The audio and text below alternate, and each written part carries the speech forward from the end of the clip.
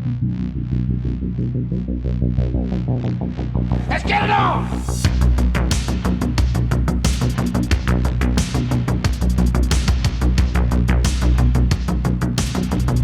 Let them fight. Hey everybody, welcome to a new episode of Versus. This is a series I do over here on Old Man Brad, where we take two films, remake, reboot against an original film, kind of pit them against each other to see, what works, what didn't, what we like, what we don't. And of course, just like the last episode where we talked April Fool's Day, and she wanted to be the only guest for Versus, my wife, Kara, is back again as the only guest for Versus thus far. I win. This isn't over yet.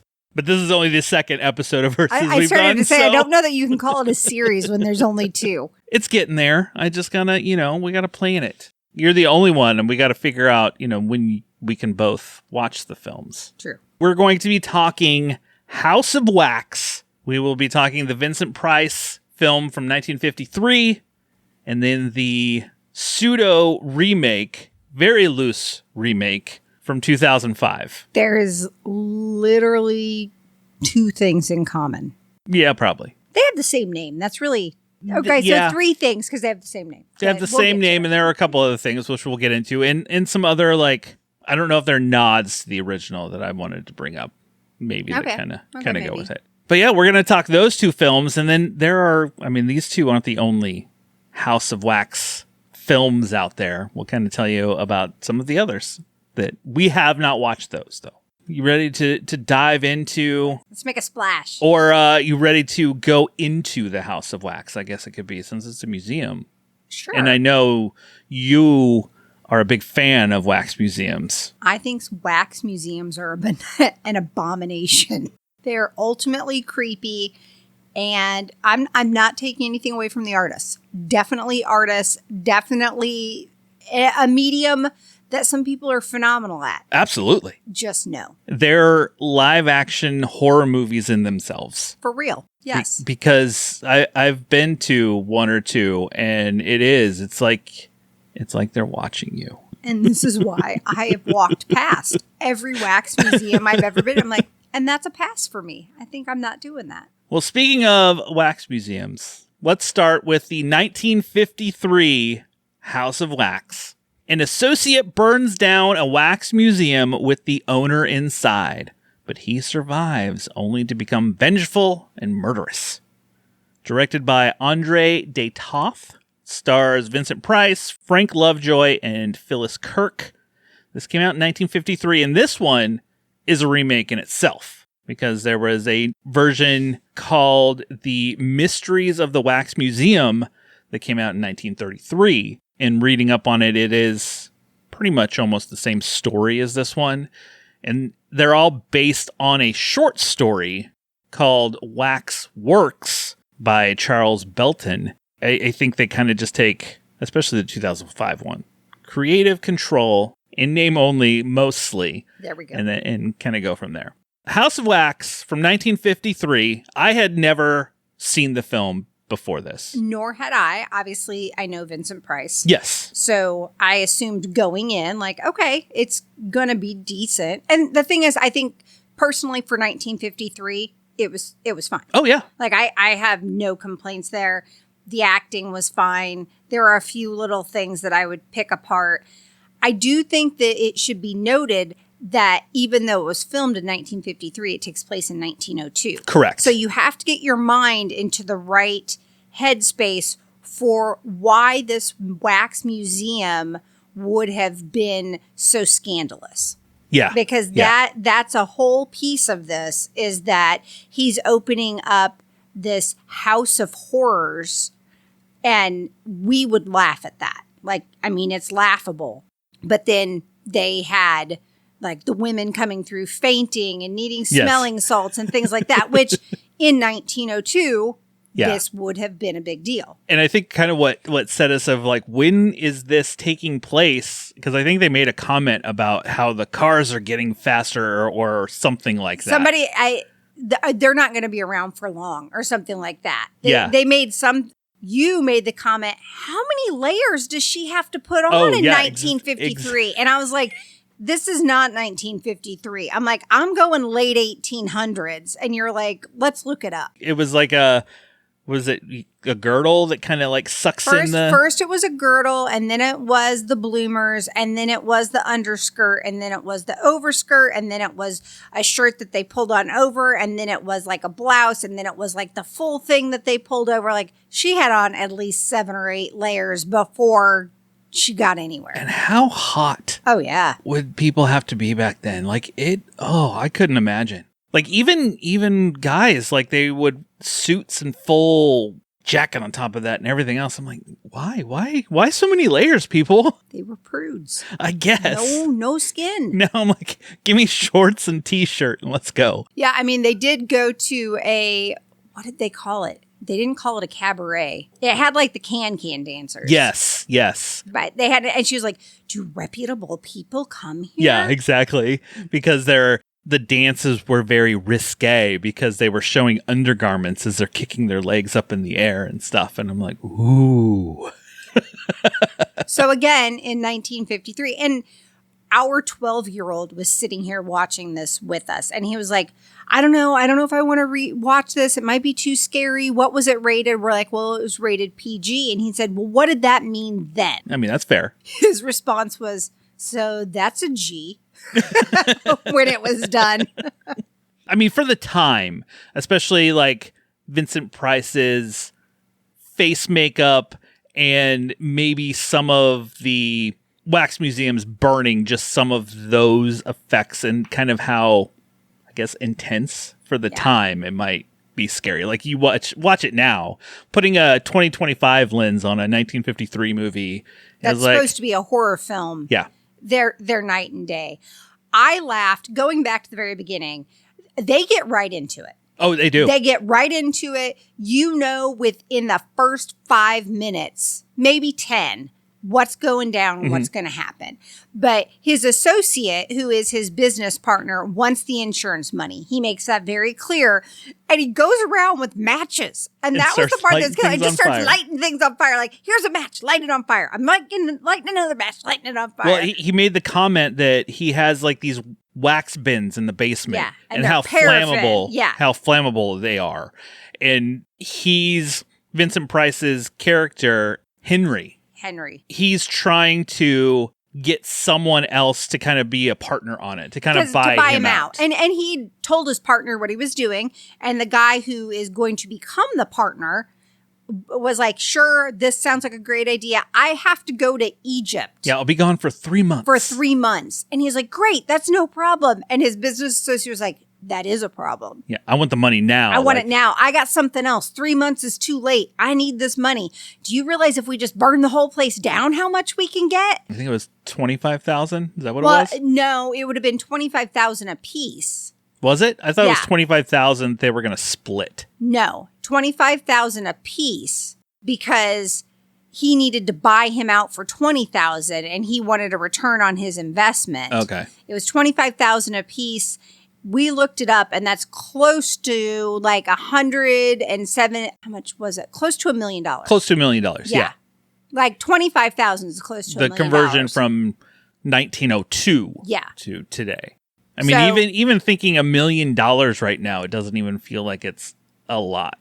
Like, well, but that was 25,000, so it would have been close to $2 million. Okay, yeah. But still, not that much. I did think it was funny where he was like, no, that's not going to work for me. And I'm just going to start lighting things on fire right now.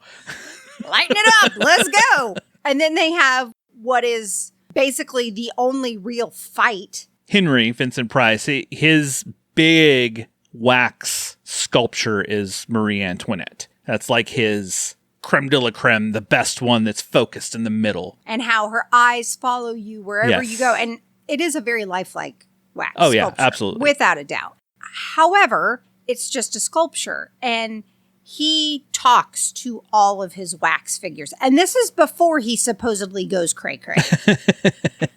And they're like, do they talk back to you? Well, of course. Of course they do. Of course they do. Okay. The scene that was burning down, I thought, was very cool because, Oh, yeah.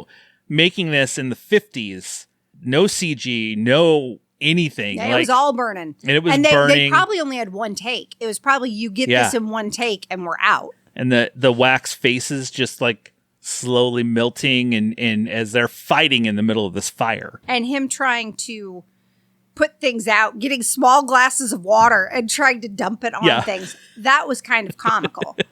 But then the associate, whose name I can't remember, knocks him out. And so he goes around and he starts turning on all of the gas lamps. And then knowing that when that gas starts coming out enough, it'll blow the whole thing sky high. Yes. So he runs and turns on all the gas lamps, but blows them out so that it's just the gas coming out. And then when Vincent Price finally wakes up, the associate manages to get away and get out of the building. And then you see Vincent still trying to put things out. And it was like, okay, like heading towards the door, and then the whole building blows up. So you're like, oh no, Vincent Price died in the first 10 minutes of the movie. Probably not, but Probably not. And then we fast forward to a dark figure. No, we fast forward to a date, which is where we meet Phyllis. Yes. The giggly blonde girl. I don't think Phyllis was Phyllis the giggly blonde girl? I think Phyllis was the dark-haired girl. Was she? Yeah. Oh, yes. Her friend was the giggly The blonde smart girl. one. Yeah, the giggly blonde girl, I don't know what that giggle was, but it was awful. I have to say that they played into every trope I've ever seen in any 1950s movie. Oh, yeah. Every trope about, well, if you're a smart girl, then you aren't going to get any boys. Exactly. And, you have to look a certain way and act a certain way and kind of do and be like what they want. Yes. Otherwise, you're not going to get it. Like it was very tropey. It was par for the course for then. But this giggly blonde girl goes out on a date with the associate, and he's talking about how he finally got the payout and they had to prove that Price was dead and that it took a lot longer than he thought, but now they could finally take that vacation. And then she gets it into her head that they're going to get married. Yes. Like, oh, he's that guy. He's so perfect and this and that. And then she comes back from the date, and Phyllis goes to find her, to talk to her, and she's dead in her bed. Hold on. She's not dead yet because he kills the associate guy first in the elevator. Oh, that's right. And then it's like later she's going to meet another guy.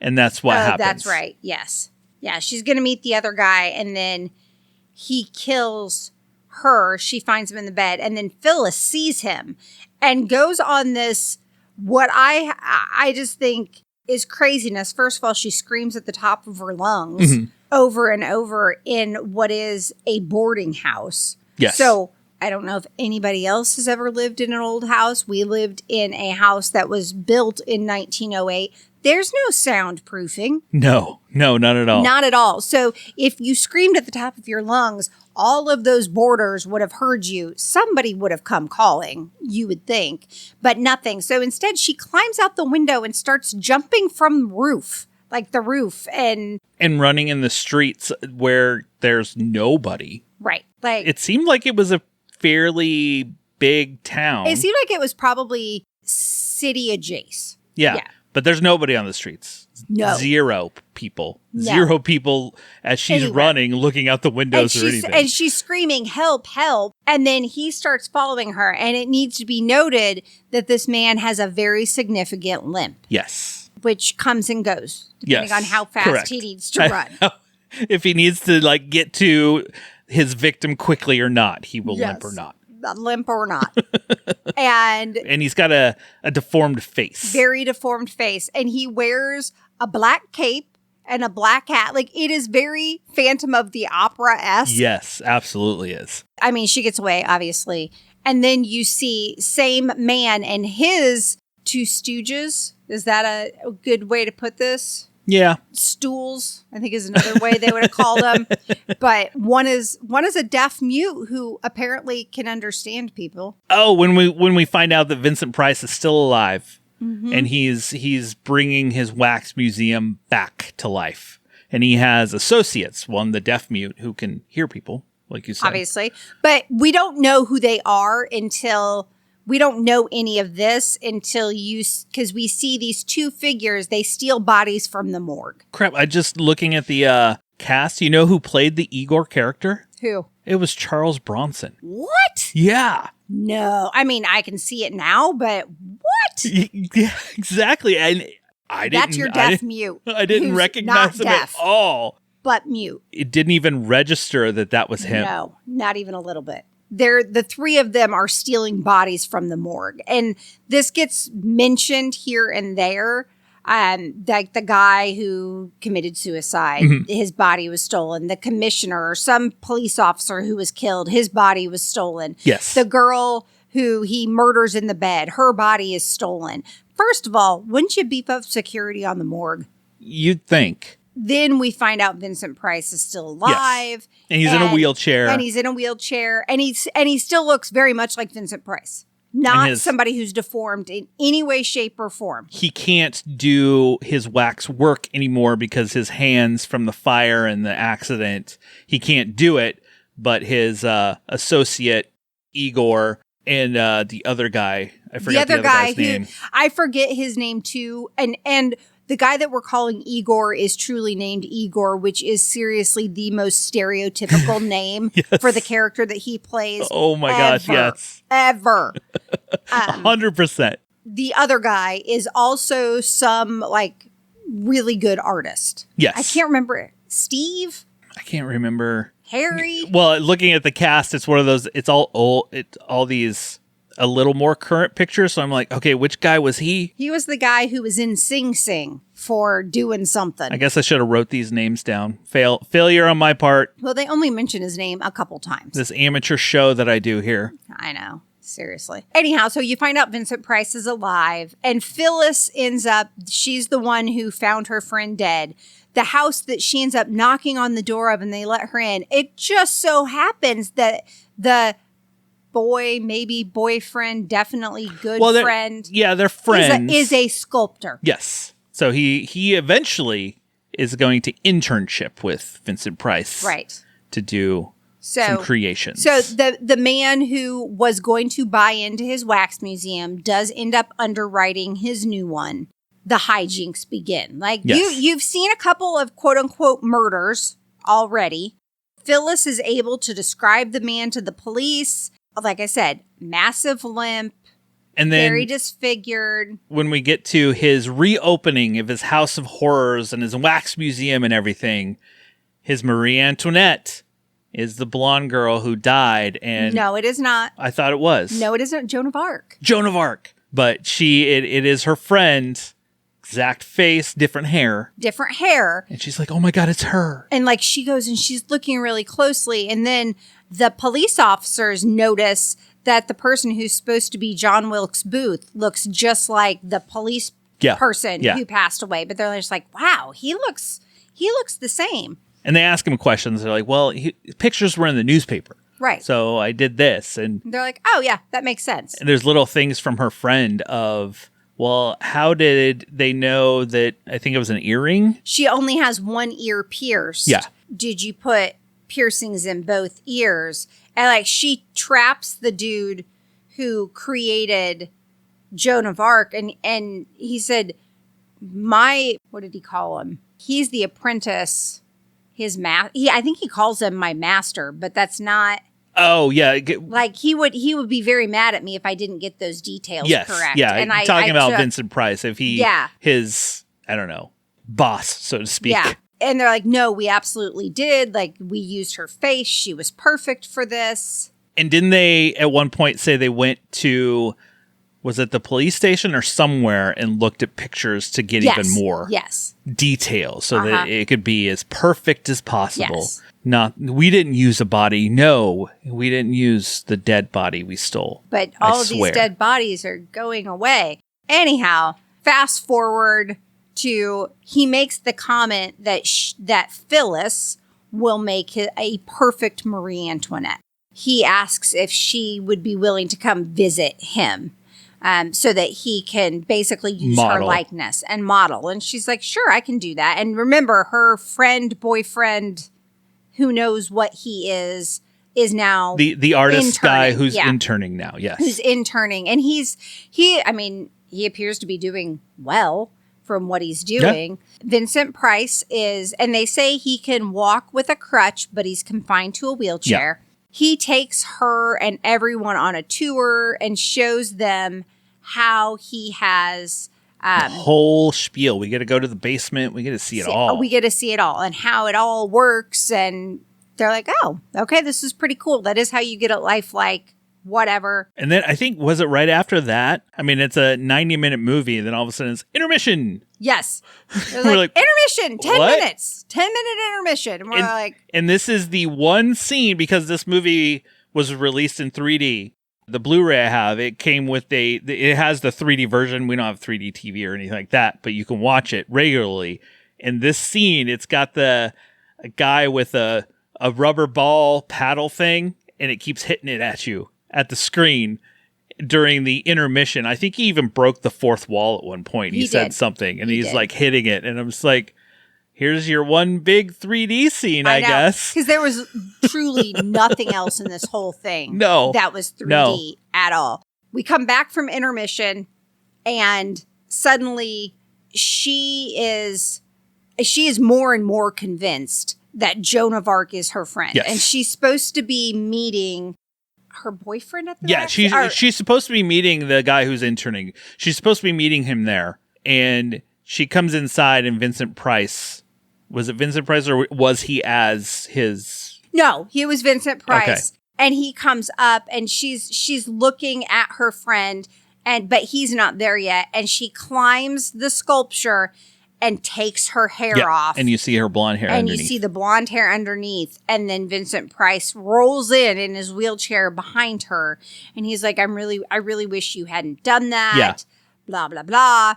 And then we're at our climax. And then we're at our climax, and he's chasing her. And remember, he supposedly has a limp, but he doesn't. Like, he's pretty fast out of that wheelchair, moving around, and he still looks perfectly like Vincent Price. Until the big reveal when they break his face. Yeah, and I think she breaks his face. I think she does. She breaks his face. Like, she smacks him or hits him in some way. I will say, whatever wax stuff he does on his face, it was really good to be able to look like Vincent Price and still be able to move. Yes. Great job. His associate comes and traps her and knocks her out. And the next thing they were going to pour wax on her. The next thing that we see is she's naked. Obviously, you don't see that. It is implied. It's the 50s, yeah. And in this, what kind of looks like a coffin, and all strapped down, and they're now activating the special hot wax thing. Yep, so they can cover her to turn her into one of their statues. Right. And so then he's downstairs getting all of this ready, and the boyfriend / not boyfriend, there's a chase before this, but / not boyfriend, and the police people. And I can't remember why the police people. I think because they arrested. Oh yeah, they arrested the drunk. Yeah, the other apprentice helper guy. It didn't end with another fire, did it? I didn't write that one down. No, it did not. Because there's a point where you think Vincent Price is dead, but then it's, well, maybe he isn't. They kind of imply that he's not, but there's this big chase scene through this museum, which now makes the museum seem much larger than initially was. It's like this giant museum. There's a guillotine that is actually a working guillotine. I forgot about the guillotine. And they put the boyfriend in said guillotine, and Igor's getting ready to release him, and the cops come. Yeah, and stop him. And they get him out just in time before the blade drops. I forgot that. Then he's like, they have Phyllis. They have Phyllis. Go get her. So then they go downstairs, and they're having to figure out how to stop the wax and break her out. And guess what they do? Just in time. They knock Vincent Price into the vat of wax. What? Bum, bum, bum. Died by his own devices. I will say there's one thing I really did like is the way they use shadows too. Like, because a lot of it takes place at night or in kind of dimly lit. They did a good job of making it creepy. No. I wouldn't call it scary. I would definitely call it creepy. Yeah, it's more of an atmosphere. And I mean, it is the 50s, so there's a little bit, other than the fact that obviously it's not black and white, it doesn't have the right filters on it. Yeah. There's a little bit that is film noirish. Yes. But without being true film noir. And we didn't, the original 1933 version is actually on my Blu-ray, but we didn't end up watching that one. I'm curious kind of how they played it how they played it out, because reading the synopsis, it's pretty much the exact same story. They use the same story, and I guess this versus we could have done 33 versus 53. It's like the same movie, but and instead we did. Let's move to our verses. So we're gonna jump ahead 50 years to 2005 for House of Wax. A group of teens are unwittingly stranded near a strange wax museum and soon must fight to survive and keep from becoming the next exhibit. Directed by Jean Colette Serra. This stars Chad Michael Murray, Paris Hilton, Alicia Cuthbert, Jared Padalecki. This came out in 2005. I saw it in the theater. Of course you did. This came out at the time in those early 2000s. Dark Castle Entertainment did multiple remakes, like House on Haunted Hill. They did 13 Ghosts. Okay, House on Haunted Hill was actually okay. It was pretty good. Those two were based off of William Castle old horror movies. This one wasn't. Loosely based around the short story and the film from the 50s. Loosely based. There's wax. I'll give you that. What did you had not seen this one? No. I have seen this one many times because it's one of my favorite, those remake movies that came out, and it has one of my top 10 kills in horror movies within it. Dear listener, please know he has awful taste in things that are good and bad. They know this. They should know this. Anyone who listens to the show should know This is not good. I'm not going to say nothing about this that is good. When your most believable character of all of them is Chad Michael Murray's bad boy, that's sad. This movie was 100% trope after trope after trope through the entire movie. And the movie clocks in at a little short of 2 hours. Does that seem I think right? it's an hour and 45, something like that. It could have been an hour. They spent 45 minutes setting it up. Well, you have this group of friends. They're going. You don't need 45 minutes On a trip. They're going to the biggest football game of the year. They don't have tickets. They do not have tickets. Chad Michael Murray is apparently an ex-football star who went to jail for having weed. Or stealing. He stole a car. He stole a car. But he's still a big deal. Yeah. And got a big scholarship. Well, he's brothers with Alicia Cuthbert. They're twins, which plays into, because it opens with twins. I think it was 70s is where they said it. Yeah, they said it in 72 or 77. Somewhere around there. You have like the nice kid sitting at the table eating his food. In a high chair. And then they bring in what would be the bad kid. He's a real monster today. He's awful. Screaming, yelling, and they throw him in this high chair and they strap him with leather straps and duct tape, and as the whole time the kid's just screaming and bloody murder, and the parents are not being nice. We're setting up siblings from the get-go, and then we go, jump forward and we have siblings again. Siblings again. Here is what you need to know for the first 45 minutes of the movie. They're going to a football game. Yep. Oh, no. We took a detour. No, we're going to take a shortcut because it's going to shave an hour. It's going to shave an hour. Oh, no, this road's closed. Now we've got to do this detour. Oh, there's nothing around here. Okay, let's just camp overnight and we'll get up early in the morning. Trope. Okay. Trope. Ah, there's an awful smell. What is that? And then Hey, let's have some sex. Oh, you want to have sex? I want to have sex. La la la la. Trope. Trope. And they find out where the smell is. It's this giant pit full of dead bodies. And hillbilly guy shows up. Trope. Hillbilly guy? No. Truck shows up in the middle of the night. And then you see why Chad Michael Murray got all the accolades. He throws a beer bottle and takes out a headlight. 45 minutes of this. He does have a great arm. Not denying that. The next morning, the belt on the car is busted. Is busted. And it's brand new. And it's this hot rod car. And they can't all fit. There are 5 of them. No, there's 6. But the one guy who wants to go to the football game, he has the big truck. But only he and Paris Hilton are in that one. Yeah. Everyone else goes into the car. Crammed into this car. And they're like, no, we're not leaving the car because that wouldn't be right. I'm going to call him Dean because he's Dean from Gilmore Girls.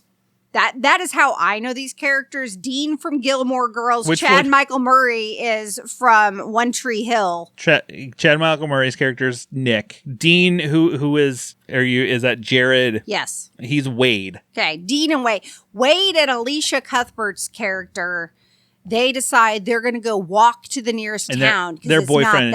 Their boyfriend and girlfriend. Yep. And she's moving to the big city and he doesn't want to go. And their friend Dalton likes Alicia Cuthbert. Yes. So they go to this town and it looks pretty deserted.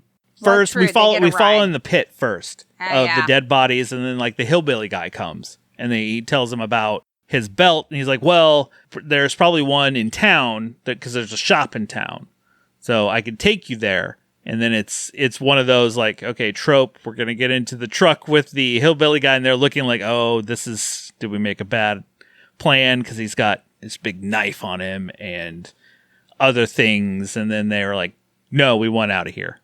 Just let us out of the truck. We will walk the rest of the way. And he's like, I'm just trying to do something nice for you guys. Yeah. Like, you got to be jerks. They're like, okay, yeah, you're right. But anyways, they get out of the truck. And they go to the town. They go to the town. They see this wax museum.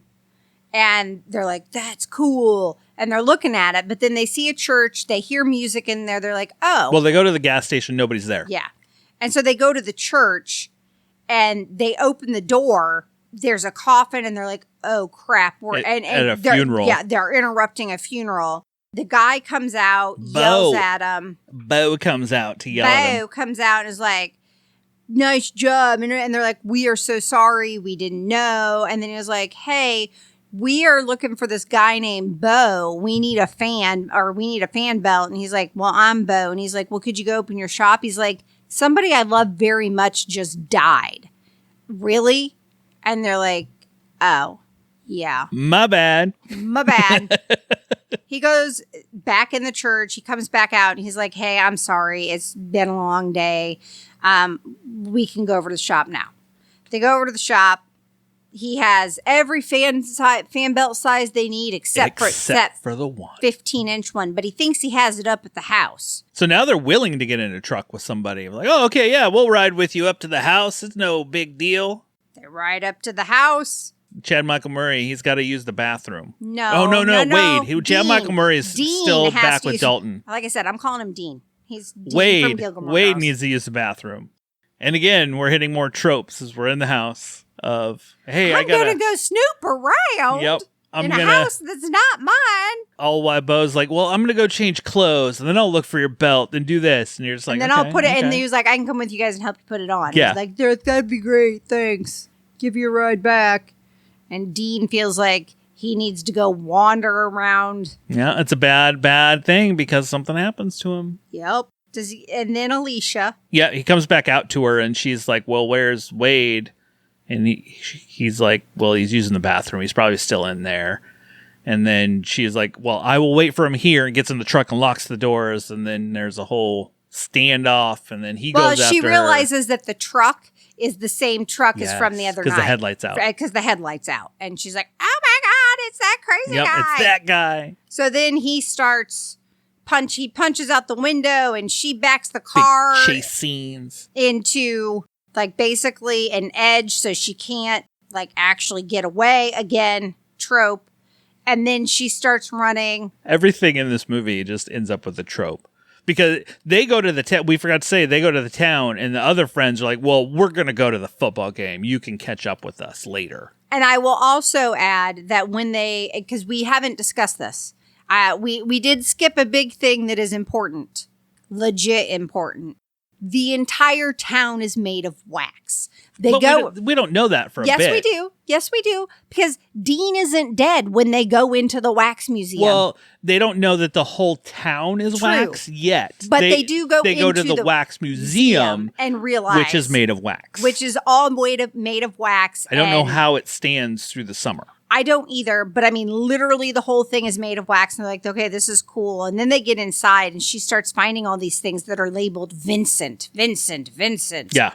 Everybody looks really realistic. It's creepy, as we knew it would be. Mm-hmm. And a dog shows up and he's like, oh man, look at this dog, blah, blah, blah. And it's an actual dog. And then jump scare. Yeah, jump scare. And she sees a person she's looking in a mirror and she sees a person in a window behind her. So another jump scare. And then the murders start happening. So we do need to say that they realize that the wax museum is all made of wax. Yes. Vincent, who we find out is the other person in the town, he wears a mask. So I'm wondering if that was a tribute to Vincent Price, calling him Vincent. No, it absolutely is. Like, that's one of my similarities. He wears a mask. He wears basically a black cape and he wears a black hat and he has long black hair. Like they have him as similar to Vincent Price's bad character. Yeah. As they can, but still keeping it updated. Changing the story. Yeah. Quite a bit. But Wade's kill, I forgot to say this, what happens, how they get him in the house. The scissors to the Achilles. Yes. And Brad busted his Achilles. Seeing something like that is even more of an impact now that I've had that injury. Not being cut by scissors, but rupturing my Achilles. I wouldn't wish that on anyone ever. Nor would I, as the person who drove him around for 7 months. He captures Alicia Cuthbert, puts her down in the basement. Do we find out the whole, after they get Wade, they hook him up to this contraption. Oh, yeah. And we see what they do for their wax people. And it is very similar to Vincent Price's the way the he 53 did it. one. I mean, it's slightly updated, but the idea is still exactly they just cover the same. cover them in wax. Cover them in wax while they're alive. Still alive. Or dead. Any way you look at it, they're just covering him in wax. But when you see him later, he's still alive. Well, they gave him a shot so he can't move to paralyze him. So he's still alive. He can't move. And then they pour the wax on him. And he's still paralyzed later when we see him as a wax figure. Yes. And just his eyes move, which I thought was kind of cool. Yeah. Chad Michael Murray's character comes to the town. And because of the rush hour, they all turn around like, fine, we'll go back.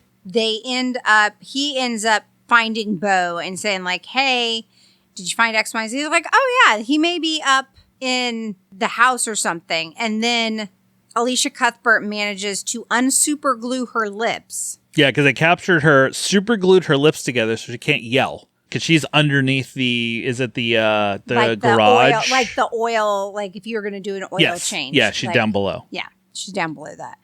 And she unsuperglues her lips and yells, and so he hears it, so then he has to start fighting Bo. But before she unsuperglues, like, he cuts the tip of her finger off, too. Yeah. Because she's reaching up trying to get his attention. And he notices it and just kind of slowly, like, squats down like he's tying his shoe, pulls these cutters out of his pocket and cuts the tip of her finger off. I'm like, oh my God. He gets her out. They are getting ready to run. And she's like, we got to go find Wade. Wade. Go into the wax museum again. So then they go back up to the house. No, they eventually find Wade in the wax museum. They do, but they go back. Don't they go back up to the house? Because that's where he supposedly was. Her phone is in the truck. They go back to the house. Her phone is in the truck, and they go back to the house because that's where he was supposed to be. Mm-hmm. He's not there.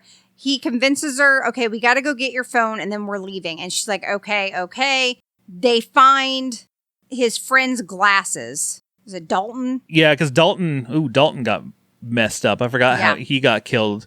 Vincent gets him with these knives. Is it like was it a dragon or a snake? A front end, back end?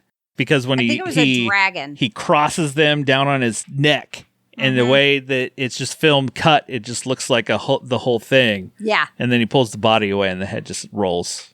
And you're like, ooh, that's cool. That's how I watch horror movies. I'm like, ooh, yeah.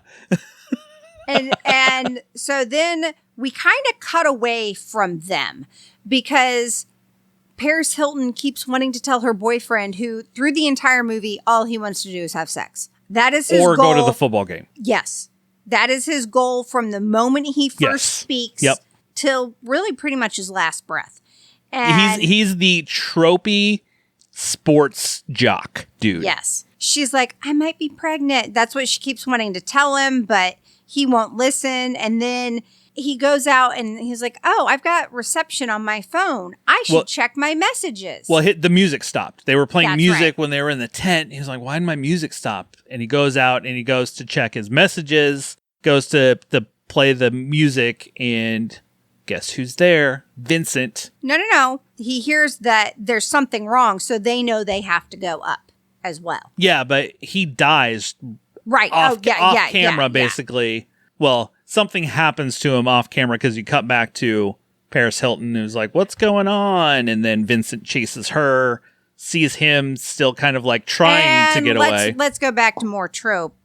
We've got a girl who is barefoot wearing her bra and underwear and a robe running from the killer. Yes. You don't get much through this little, I guess it's like a little warehouse area. Yeah. And I mean, it didn't start out there. She was running outside first. Yeah. And he starts poking his knife up through the grates of this floor that she's walking on. He catches her back of her leg, and he's still like trying to get her. And you're over there cringing as we're watching, like, oh, the feet. I don't like this. I don't like this. I didn't. But then comes one of my favorite kills. I don't know if it would have the same impact if it wasn't Paris Hilton. Doesn't matter. It was still cool. Also explaining to our 12-year-old, who decided he wanted to watch this one too, why Paris Hilton should never have been in any movies ever. She is a fantastic actress. What are you talking about? No, sure. I'm kidding. I said that sarcastically. She is not a good actress. But she has a pole that she drops, and Vincent picks it up. And at one point, she thinks Vincent's gone, and she's looking up through this car window, and the pole he throws it like a javelin right through her head. And the way that it just like... And it pins her against like a fence. And how she falls, she slumps down, and the pole is just kind of keeping her propped up. And then he walks up and kind of just pushes her body and pulls the pole out. Like, this one kill... is what makes the movie for him. It spends the most time on the dead body and the blood than it did any other kill up to this point. That's probably why you're like, oh, this is just so cool. I just thought it was a good kill. And then, of course, Vincent comes back and Bo's mad at him. You shouldn't. I told you shouldn't leave. You shouldn't leave the house. And then he starts heating a spoon and fixing his face. Oh, yeah, because he got wax face. He got a little cut across his wax face. Yeah, so he was fixing that. Dalton does find, we didn't say this, he finds Dean and is like, buddy, I'll help you. And this is one of the pieces that does still hold true. Like, this was one of the similarities. Remember, there are very few. To make sure it's his friend, like, because you really can't tell that it's wax. He goes. You just see his eyes move. And he's like, I'll help you. And then he starts peeling it off, and you see skin and everything coming off with it. And then he gets his jaw kind of chopped because Vincent comes at him with those big knives. Before he loses his head over it all. But then the final battle, this is kind of the opposite of the 53 movie. Your fire in the wax museum happens at the end. Yes. Because all the wax that's in the basement catches fire, which is mentioned in the 53 movie. Which is what they claimed was supposed to happen. Yep. It catches fire, and this whole place is made of wax. So it's going to melt. Where do you think you should run if the building's melting? Up the stairs? Obviously. Yeah. Obviously, you run up. Up the stairs that are melting as you're trying to run up them. And they're all slipping around, like slipping and sliding. This is why I love watching movies with you, because your commentary that goes along with it as they're trying to run up the stairs. This movie that's full of tropes up to this point, it just continues that of like, oh yeah, let's run up the stairs while the killer's chasing us. Exactly. Why wouldn't we? When there's a door right there. Right there. There is. And they end up in the, I guess it was a replica of the room maybe that they grew up in. Because that's my guess. Because there was conjoined. Oh yes, you find that they were conjoined. They were twins. Bo and Vincent were twins. They were the kids from the beginning. The angry kid and you do the keep kid. Seeing high chairs. And you see 3 high chairs. One says Vincent, one says Bo, and then there's just a third high chair. Which you find out later at the end, they had a third child. And it cuts to the hillbilly guy we saw before. To leave it open for a sequel that never happened. But we get to see Vincent's face because the wax mask comes off and half of his face is basically kind of missing. Right. Because they were conjoined at the head and they had to just slice him down the middle. And then he dies, falls to the basement through the wax and gets pinned. Is it a pole he falls on? I'm trying to remember. That sounds right. Because when Bo comes in and then Bo dies too and falls on top of him. Yes. And this little splatter of like, oh, now they're together but dead. Again. Yeah. But then the other siblings survive. And he's just sitting on the back of his truck waving with the dog. And it's Chad Michael Murray and Alicia Cuthbert are our final siblings instead of final girl. Final siblings. Final siblings. And now, going between the two, 1953, 2005. There isn't a ton of similarities. Did we mention the 3 that Vincent? The title, Vincent's face. Okay, yeah. Okay, that was one of them. And then I will say that in the Wax Museum, they do still have some of the same characters. Yeah. They have some of the same characters. And that's really... And then the fire in the museum, but it was to end the movie. It was to end the movie. But other than that, this is just a movie about a wax museum. And you do find out, which we haven't said, the entire town is wax, and that they have slowly been killing all of the residents and replicating everything in the town in wax. So every person that they see is an animatronic that's made of wax. The church funeral was all wax. It was the funeral for their mother, who is in the coffin, and all the people are wax. At one point, you end up in a closet or something that has like cell phones, backpacks, bags, everything from either people who live there or people who came through. Yeah, they are collecting basically to fill up their wax museum. Right, with. And the police, when they show up, they're like, the only reason we came is we saw all the smoke. Like, it's a good thing that place blew up, because otherwise we would have never known. We never come out here. This place has been a ghost town for I think they said the last 20 years. Yeah, it's real hard to get to. Some Vincent and Bo, and then the other one that live there. Yeah, I don't know where do they do their shopping? Does Bo go out and get the groceries and comes back? I mean, he's the only one who looks kind of normal. But they're really, besides those few things, no real similarities between the two movies. They are vastly different. No, and I think that there probably are some callbacks to the original. Like, for example, they used the name Vincent for Vincent Price, that mask piece, and the way even they have Vincent dressed. But they should have called it something else. I don't know what they should have called it, but it shouldn't have been hearkened to the other House of Wax in any way. But I think saying it was a House of Wax, I think was part of, to make it the draw, to say, hey, we're remaking House of Wax. But I go back to, they could have cut the first 45 minutes of the movie. But they basically just took your tropiest horror movie, the backwoods, the off the trail road, the town in the middle of nowhere, and just threw the wax museum in there. The only thing you didn't have in there was the Virgin. That is the only, if you were to look at Scream's list, they hit every single one of them except for the Virgin. That's it. Whereas the 53 one, yes, there were some tropes in it for sure, but it was more of a there was an actual story of why this wax museum and this person. This one just kind of gave you some of that backstory with newspaper clippings. Right. Of, oh, hey, we are in this town, there's a wax museum, and then later you're like, oh, here's some newspaper clippings to know here's they're a twins. Picture of twins. Oh, did I not tell you this lady went nuts and they could hear her screaming the town over? And what did they say? Was it dad couldn't take it anymore, so he killed himself? Yes. And like, because he was taking care of his wife. And then it's tropey, but I still enjoy it. I still like that House of Wax remake. Maybe because I grew up watching old movies like all the time. I can appreciate the 1953 one more than I can appreciate the 2005 one. The 2005 one seems like it had a massive budget and it didn't know what the hell to do with it. They just wanted to make a horror movie to slap a name on it and put it out there. And that's fine.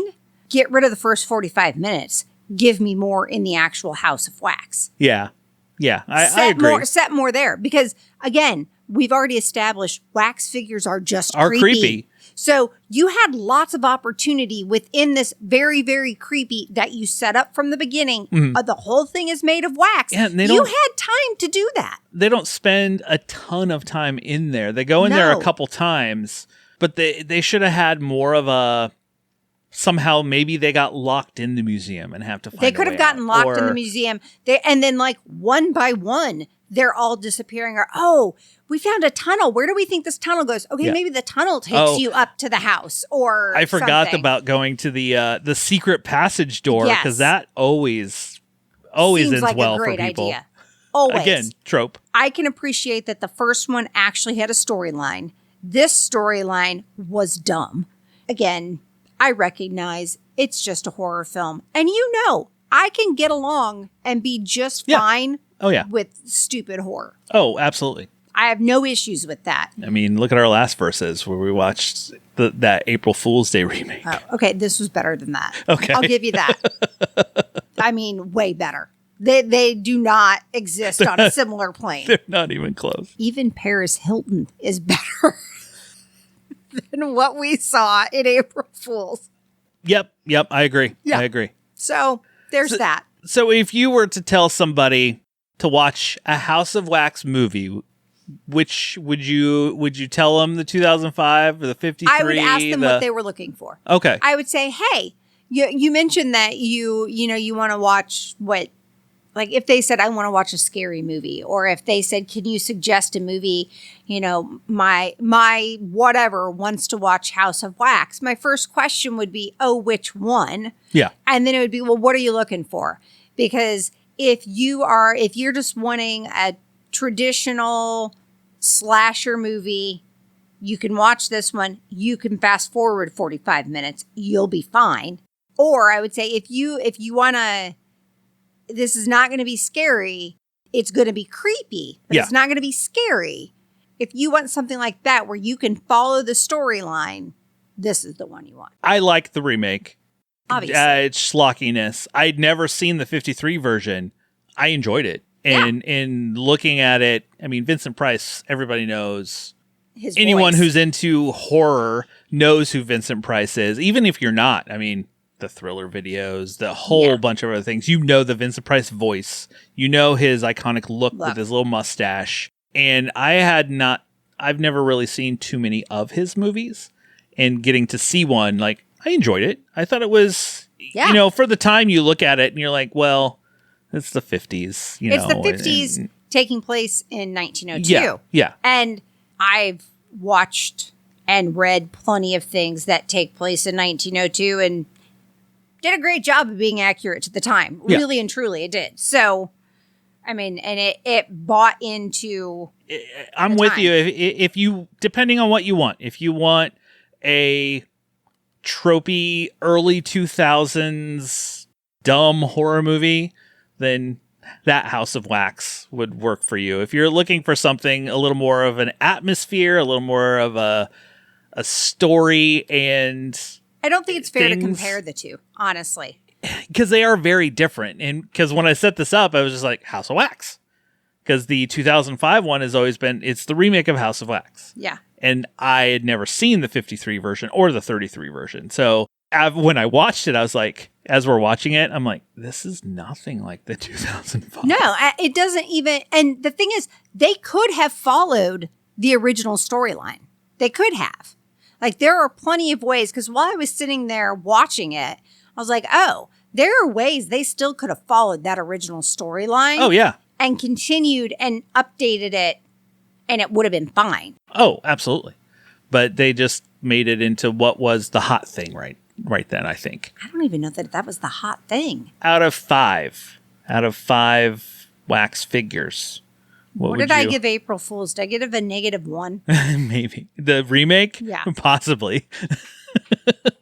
What would you say for the 53 version? I think for what the 53 version was, I'd give it at least a 3.5. That's probably where I am on that one because Yeah. it's enjoyable and it's Yeah. one of those like I probably would I know, watch it again. just looking and being like, I know what this is. There weren't special effects.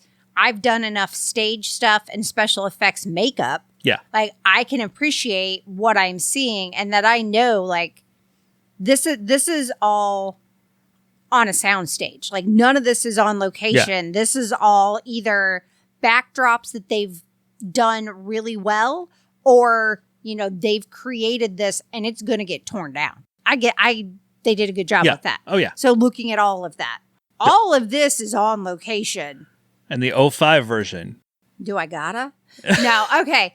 I also had that at a 3.5, but I've also seen it multiple times and actually enjoy it. But looking at it at the lens compared to how different it is from the original versions, because I know the story of the 33 is the similar, same. Right? I'm like, I don't know. Do I pump this down to a 3? It's still enjoyable and one that I would watch just for I would dumb fun. I would probably give it a 2 or a 2.5 because there are other dumb early 2000s slasher movies that I enjoy far more. Okay. So if I'm just putting it in that genre, it's a 2. Okay.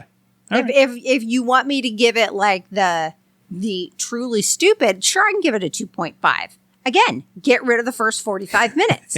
You don't need that lead in. Like, I was working. Like, I sat and did work for the first 45 minutes of the film because I'm like, well, I can just sit and listen to this. There is nothing that I need to be witnessing that moves this story along. It's not the only version. Obviously, you have The Mystery of the Wax Museum from 1933. There's also one called Mill of the Stone Women from 1960. It's an Italian horror movie based around wax-coated corpses. You have Chamber of Horrors from 1966. This was a House of Wax television pilot that was never released. Oh. Well, they released it theatrically, but it never went to TV. And then Nightmare in Wax from 1969. And then The House of Wax 2005. But yeah, there are a lot of House of Wax-esque movies out there. Because I was wondering, obviously in 1902, this was around. Why was it so prevalent in the 60s? Because there are so many different versions of it in the 60s. Did something big open that then made this like a cultural thing to go off of? I think the 53 version was successful. So I think, whenever there's something successful, you got to like copy it and do it again. But they didn't do that so much then. I mean, we do that now, but then like it's not the case. An Italian version doesn't surprise me that in Europe they'd be like, oh, we're going to make our own. Yeah. But yeah, one of them was going to be a television pilot. So looking at it as like, oh, we're going to make it for TV, but then it just didn't get released. But yeah, I don't know. I guess just thinking of that story of like I said, horror or wax museums are kind of horror movies in themselves of like, it makes absolutely. I mean, you have some movies in the 80s that came out. They're not based same as this. Waxwork and Waxwork 2. That same thing. We're in a wax museum, but they kind of come to life and things happen and horrors and all that. So I don't know. Putting in a wax museum has always been a kind of a popular thing. We don't really see it as much now, but anything more you want to say about any of the waxes? We have many. We do have Benny. I still think the two most moments for me in the second one were him super gluing her lips together. And I'm thinking about that because I super glued my fingers together earlier today. Okay.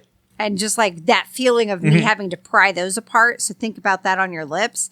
And then him going up. Oh, up through the floor. Up through the floor for her feet. Yep. Just, I've stepped on nails. I've stepped on needles. Like I've done all of that. And that's just a little bitty prick. And it hurts like hell. Well, you even said like, you're like, Die Hard gets me. When No, I can't. Like, I'm always like, oh, that just kills me. And yeah, so I would say those are probably my two biggest. Okay. I know you really love that kill. Most of the kills here don't really. All the other kills are pretty typical. You get a decapitation. You get, someone turned into wax while they're still alive. You get the one, the jock guy basically just gets stabbed in the neck. I mean, the Achilles one hits me more now than, when I originally saw it for sure. Hopefully you'll come back for more verses. As, you said, you want to be my only guest for this I do, series. But we need a good verses. You need to closely match them a little better. I mean, you're two. April Fools, just no. They aren't similar movies. Like, if we were truly going to do a versus, we needed to do the 30s and the 50s one. That would have been better. Same story. Doing one else that is set, roughly 50 years apart from each other. I mean, the setting of the movie 100 years apart from each other. Yeah, setting of the movie 100 years apart. We're going to see two very different production values, which that's fine. But it didn't need to be a totally different storyline. If you're going to consider yourself a remake, there's got to be some consistency. Yeah, Otherwise, it's just another movie. We'll come up with something good for the next one. Anyone listening, just subscribe to the show and you will never miss any of these when they come out, whether it's the verses, my Tales from Tubi, my regular show, all the fun things at Old Man Brad. And I'll be back soon with a brand new episode.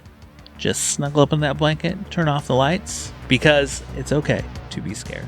We'll talk to you later, everybody.